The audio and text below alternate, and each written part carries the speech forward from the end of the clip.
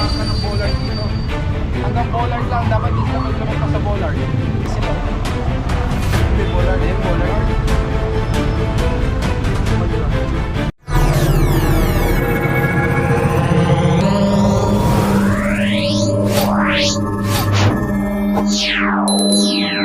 The joint operation ng MMDA led by Mr. Gatgo and MPPB led by Sir Jobber Banaag.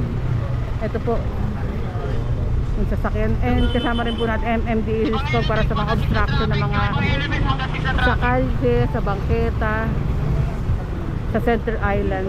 And ito yung nahingi nga po yung lisensya, papakita rin po yung lisensya. Meron din po tayong assist na mga kapulisan sa ating operation. Tuloy-tuloy po ang clearing operation. Back diretso pa po ito sa may Baseco area. Etong kahabaan na to. Ewan ko lang pala etong side na to ha, kung ano ha.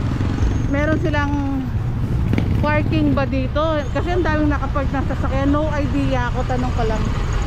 Morning po. Morning po, madam.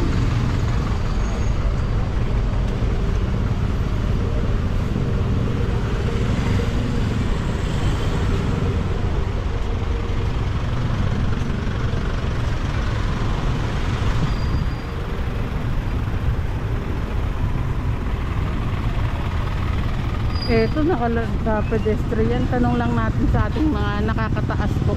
Etong side na to kung ano po.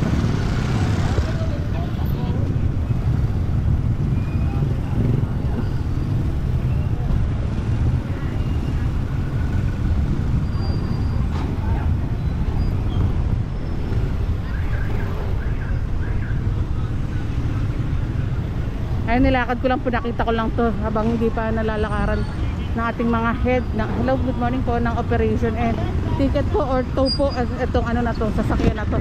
At again, mapupuntahan nito sa May Tumana, Marikina. At proceed na tayo dito.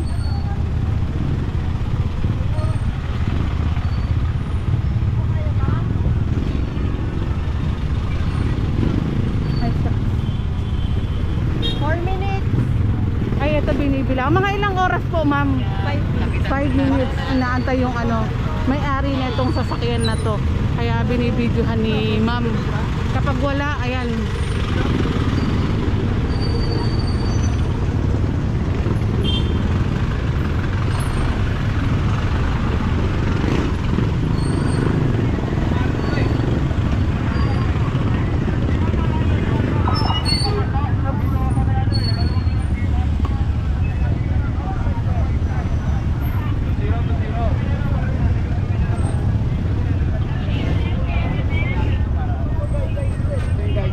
Meron pa lang parking area po dito. Ito sa kalsada na yan eh. Ito yung pinaka-guide nila. Ibig sabihin, Merong guide pala to. May bollard to na ano, black and yellow. ibig sabihin, Sir Jobber, hanggang dun lang po ang ano, nakaparada pala. Ito ano na to. Pag lumampas dito, hindi na nila ano yan. Sakop. Opo, hindi na pala sa kanila. Ito lang palang side na to. Bollard. Saka kung titignan mo yan, sidewalk yan. So hanggang dito talaga eh. Hanggang dito talaga yung sidewalk. Eto, lahat kuha natin. Sampa sa truck o kaya ticket pala to. Pakita mga nakaparking dito na Baladban. Tingnan nyo, may marka ng bollard dito. Hanggang bollard lang, dapat di sila maglamang pa sa bollard. Kasi At wala namang lumalabas po yung mga may-ari rin po dito ng mga sasakyan. Sige, sige.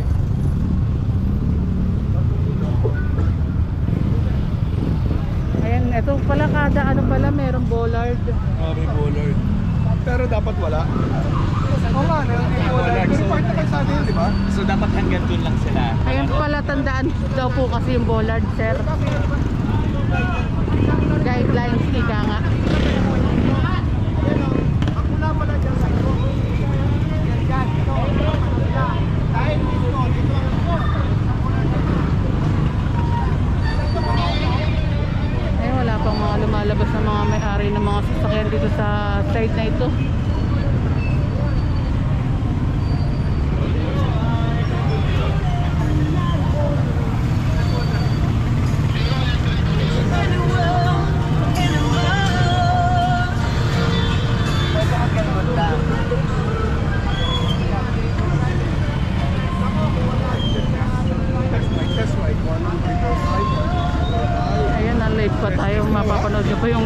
the GMA. Sir, ito kalsada to. Bakit pinakabanggita? Yan eh, ano yun? Sir, hanggang saan ang dapat na? Ay, sorry. Ito, technically, sidewalk mo. Ano? Pamaestro lang sir, pamaestro. Itong pinaparadaan sir, part na ng kalsada. Oo, part na ng kalsada to. Ano ba dapat? Banggita to, hanggang doon lang sila. May bollard. Ayun, bollard. Okay, diba? Ewan ko bakit ginano nila to. Ito ang sinuturo ni Sir Jobber. Itong bollard na to pala tandaan, hindi dapat sila dito, naka-park dito po sa side na to. Ito lang po ang pinapayagan itong nakatutok na camera. One side lang. One lane. Dapat wala nang lalagyan. Ayun, walang lalagpas sa bollard. Aware naman kayo dyan. Aware sila, alam sila yan. Kaya, siguro baka pwede pagsabihan ni mga parada dito. Na implement natin kasi kaya tayo may bollard, ibig sabihin may boundary. Diba? Hanggang doon lang yung boundary natin. Anything that goes beyond the bollard, bawal na. Eh, baka pwede patawag yung driver para hindi pa to. Kasi kung walang driver, magiging natin yan. Pero may ticket yung nga yan ha. Pinapatawag na ito yung mga nangyari ng mga sasakyan at titikitan na lang rin po. And joint operation with Sir Gatgo ng NNDA. Tama rin sila ng NNDA. Of course, at ating head ng MTPB, Mr. Jobber Banaan. And assistant po tayo ng mga kapulisan, ng ating mga masisipag magigiting ng mga kapulisan. Dito po tayo sa Naibaseco. Ang daming ang daming dalang tow truck kanina, pero ang dami ring mga naka-obstruct na mga sasakyan. Ayan na bollard, hanggang dun lang sa may bollard ang palatandaan. Oops.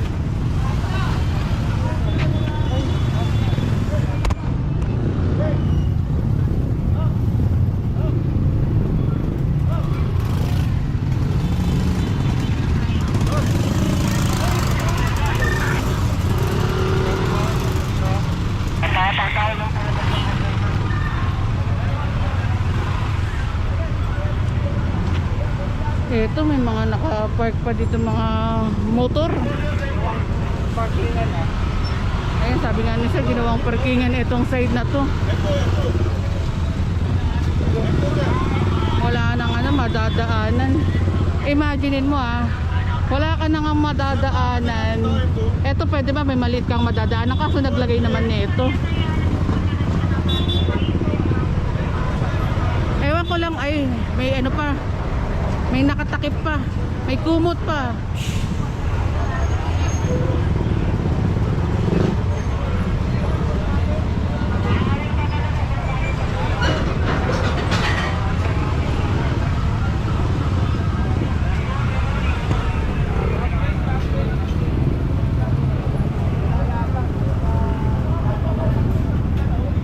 Ito may naka na bike.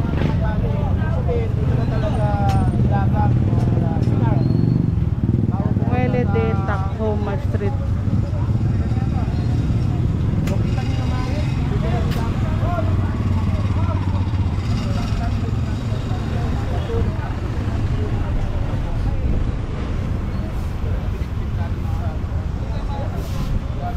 Sir Jobber, matanong ko lang po, may nagpapa-pay parking po kaya dyan sa Tingin side? ko wala eh. Talagang May possible yan, mga tambay-tambay, mga bystander, yan, mga ganyan. Yan ang nila eh. parkingan po. Oh, yan dyan sila kumukuha ng mga diskarte. Okay po. Ayun, mga pala to. Kaya yung tao, hindi na madaanan. And maraming salamat Sir Jobber. And ito nga po, sabi nga po, ito yung mga diskarte ng iba sa side na ito. Kasi tingnan nyo, dahil nakalagay na bike.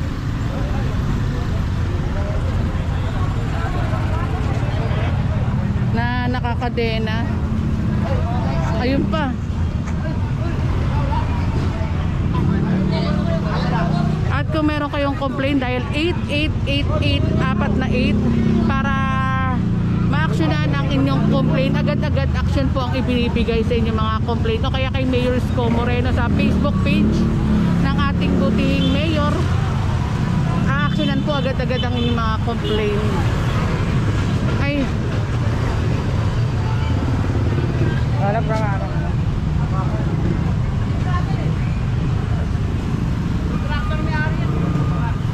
sabi ni Sir, contractor. Ano po, sir?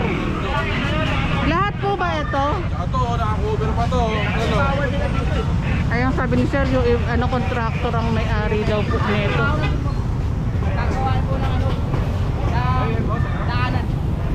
Pero mali is mali nga po kasi daanan to. Sabi naman ni Sir, dito daw nagtatrabaho kaso bawal. Sana pinakiusapan na lang po nila yung may-ari na pwedeng mag-park po dito sa area na to.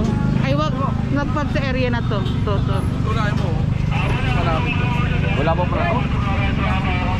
Hey!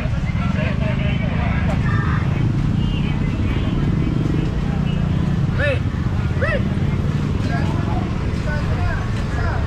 Hey! Ito muna nyo. Ito muna nyo. Ha? Balik lang. Ay, nasa pa dito. Ito po ginawang pangsinan po itong pangsinan sa dito. So, may mga nakakademot pa at may nakakumot pa.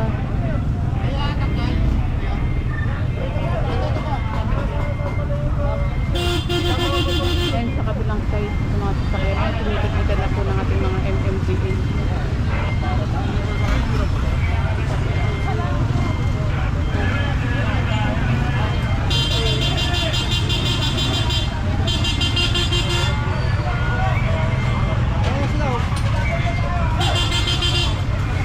Ay, tow na pala to. Tow na pala to mga ano na to. Saka ticket. Ito ticket, ito tow. Isa. Meron ba yan? Lisensya mo.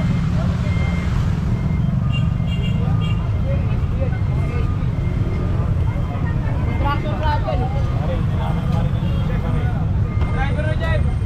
Ito na lang.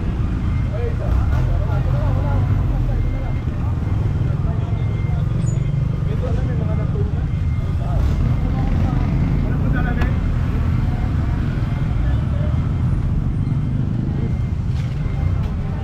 Ay, nakakadena pa rin itong isa. Oh.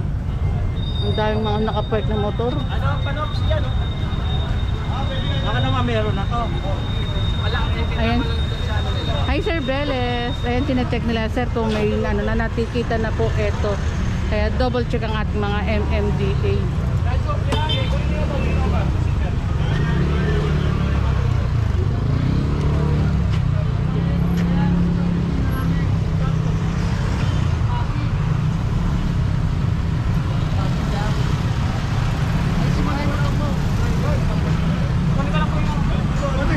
Bakit kayo dito nagpaparada sa...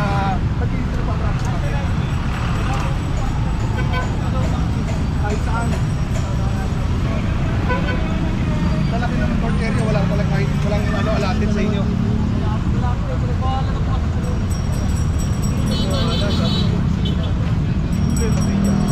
Ayun nga. Hindi sila pinayagan. Sabi ko nga kanina, nakiusap sana sila. Kasi ang laki na itong area na to. Na ito, na sana pinayagan na lang silang mag-park po sa... Total doon naman sila nagtatrabaho. Kaso dito sila nagpa-park. Ayan tuloy. Ticket and yung iba, sampa sa towing. Tow. Hindi pala sampa. Sampa pala rin. Ito na ano na tatanggalin.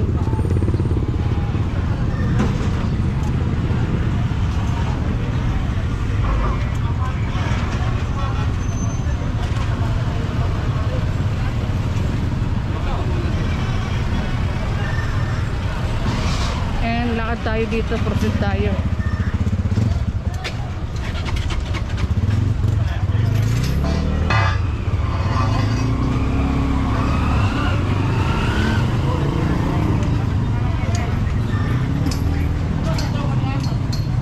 Wala naman lumalabas na may-ari din ng mga mga bikes din.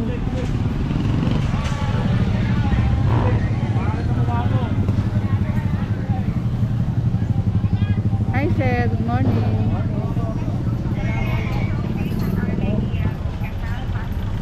Ayan, subscribe po kayo sa ating YouTube channel, Busilax Diary, para updated po kayo sa mga balita sa araw-araw. Updated po yung mga video natin, hindi tayo nagre-re-upload dahil may mga date naman po yan.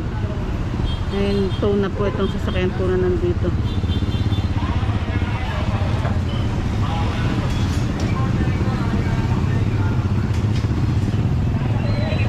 Wala pa, hindi po. Kaya ang Daddy Wensi kung sa akin po.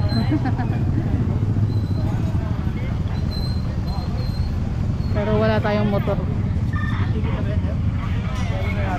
Ay, meron na daddy. Ito po. Oh. Ayun.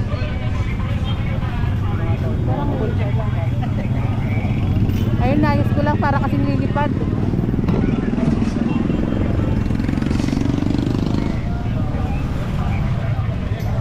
Ayan, kung matatanong nyo, makilala natin yung mga MMDA dahil dati nasa clearing operation tayo. Sumasama tayo ng clearing operation ng MMDA.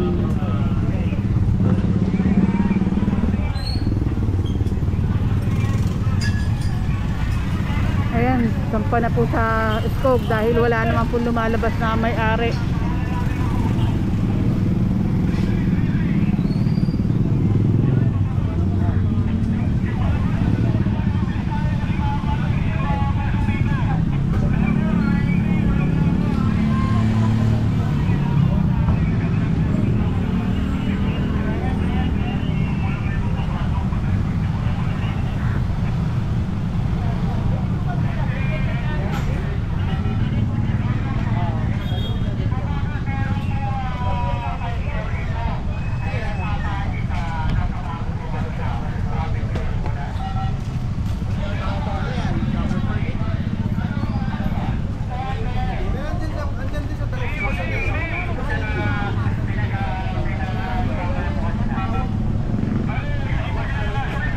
Ito may nakalagay na impound notice. Impound notice. Illegal parking. Ayan. The above rate is only distance to 200. Ayan, may ano naman, notice naman na inilalagay kapag na ano po, na-tow yung sasakyan, either inilalagay, ipinapaskil po dito sa side na ito. Tinitape, ika nga.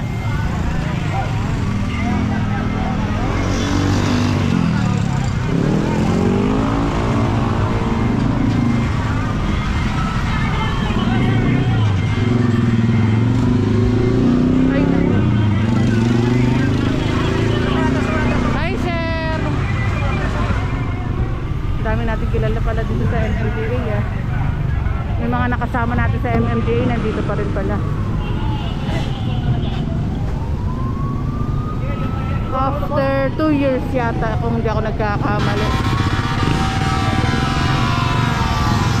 And magbabalik ang Busilax Diary. Maraming